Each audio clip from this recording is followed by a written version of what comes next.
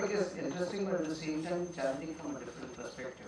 A couple of weeks back, this was very burning topic, and obviously a lot of deliberation was required on the issue of anti-dumping duty. But as things stand today, there are reports that the Ministry of Finance will take a decision on anti-dumping duties today. So in a few hours from now, whatever I say, or I thought of making some presentations on the duties and stuff, then I realized that whatever I say may turn out to be a little hypocritical or hypothetical on a day when the decision is likely to be made. Also, there are a lot of statistics moving around, all kinds of comparisons are made, all kinds of white papers were published, everything is in the public domain in terms of the numbers. So I thought, what new can I possibly talk about, or what possibly can be shared with this August audience? Everybody is from solar, and directly, indirectly, we all are linked to the solar sector. And we have a lot of information already on the table. So, let me, instead of going into the statistics or the logic, which is all is going through, let me share it in terms of if there is a challenge, then where is the opportunity? The bigger, I always believe that the bigger the challenge, the bigger the opportunity. So in this challenge, I'm trying to find an opportunity rather than trying to shoo away the challenge. But before I go to that, let me first thank God for another opportunity that I got. I've been speaking at various conferences on solar, but I always had one Arun Kumar with me, and the other Arun Kumar was missing. Today, by God's grace, I have both Arun Kumars on the dais with me, and I think it's a blessing in this for all of us. I'm forgetting you for me. Okay, what is the global anti-dumping paradigm? In anti-dumping, I would like to relate this entire issue with not just in the Indian context, but in the international context as well. Because some countries wanted for their own countries to protect their manufacturers, but they don't want it in India when it comes to their companies exporting produce to India. China's exports are banned there. Or rather, you have anti-dumping duties across Europe on Chinese imports, you have anti-dumping duties in the US for Chinese imports. But what we have seen is that some Chinese manufacturers, to circumvent this issue, are getting their models manufactured in India, which is being done on a job work basis or an OEM basis today. And this are going as Indian models. Doesn't matter if the branding is there, but these are going as Indian models, and these are going to the European and US markets. To stretch this logic further, if we are looking at long-term anti-dumping duties being levied across the world, then there is a distinct possibility, and let me use Mr. Modi's phrase, make in India. You might have Chinese manufacturers making a deal, and Jinko is here, and we could ask them also that they will look at manufacturing in India to circumvent the issue of anti-dumping duties in Europe and US. What are the Indian takeaways in the global anti-dumping duty paradigm? When we are talking about anti-dumping duty, yes, everybody is talking about predominantly China. So I will talk more specifically about China than any other country that is dumping anything anywhere in the world. Let's talk about the opportunities. The opportunity with Chinese scheme of things is that the cost of equity is low, the debt is low, you have subsidies.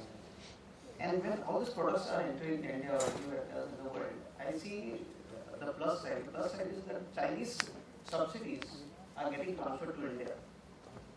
The subsidies may not benefit their voters, their citizens, but definitely the subsidies through their products are coming into India, and this has really changed the game here in India. And as long as the subsidies are coming into India, they're fine. It also saves Indian companies from upstream R&D efforts, in wafers and silicon technology. It's not that we are not good; we are definitely good. But then, obviously, why do we invent or rather invest money in technology which probably might get obsolete in a few months, or if not a few months, maybe a couple of years. So, if all this is being done in China or anywhere else in the world, if we are the beneficiaries of that development at no cost, why not? Obviously, if you're looking at this possibility of Chinese companies coming in and setting up model manufacturing units or cell manufacturing units. And I'm sure some Chinese cell manufacturers are looking at setting up manufacturing in India. Once that happens, obviously we are talking about creating more jobs here. And when you have cells also being manufactured locally on a larger scale, your local competitiveness also improves. So which obviously finally results in bringing down the cost of modules and technology in India. And all this will eventually help us move closer towards grid parity. And finally, when we are talking about enabling solar power or enabling wider acceptance of solar power across the country, we obviously are looking at a benchmark of grid parity. And finally, once we reach grid parity, we are obviously looking at solar providing energy security to the country.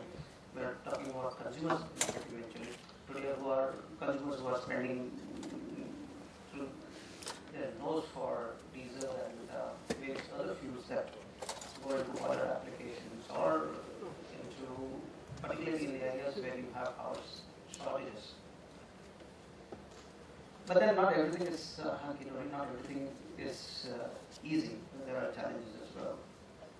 There is always this fear of dependence on Chinese companies. You never know how Chinese companies would react in any given situation if there are policy changes. So yes, those uncertainties will be there. And if you have Indian manufacturers, then obviously you know for sure that this Indian company is not going to disappear overnight.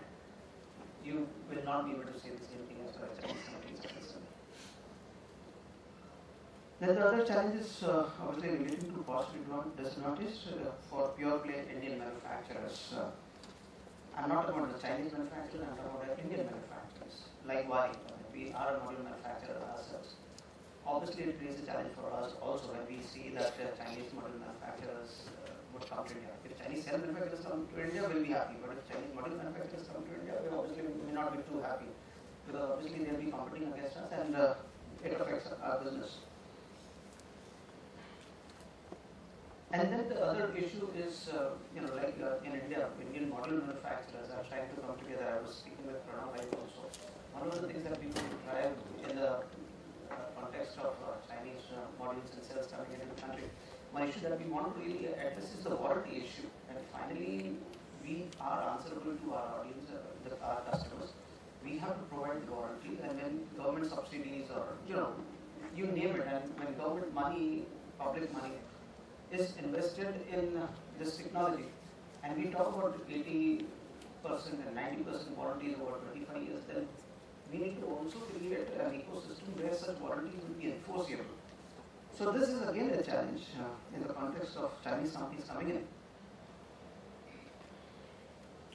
And then if, in the same context, if suppose Chinese module manufacturers and cell manufacturers come into the country and set up a large base, they set up gigawatt-sized capacities in India, and if they start dumping again products from India into US and Europe, and this is, I think I'm thinking too much, but then nevertheless, it's like there could be a possibility where US and Europe, if they start putting anti-dumping duties on products from India, then it's not only the Chinese companies who will suffer, but even Indian manufacturers who are exporting into these markets will start suffering.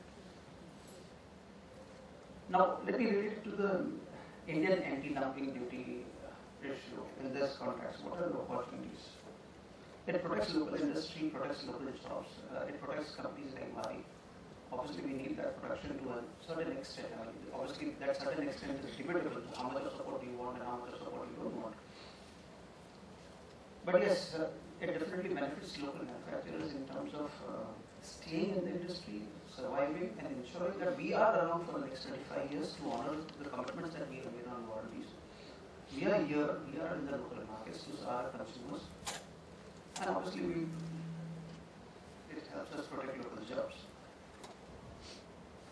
And then another, like we all know that today we are too dependent on the government, whether it is central government or state government, and directly, indirectly, through tax benefits, through VGF, through accelerated depreciation, through any such financial benefit that government offers directly or indirectly.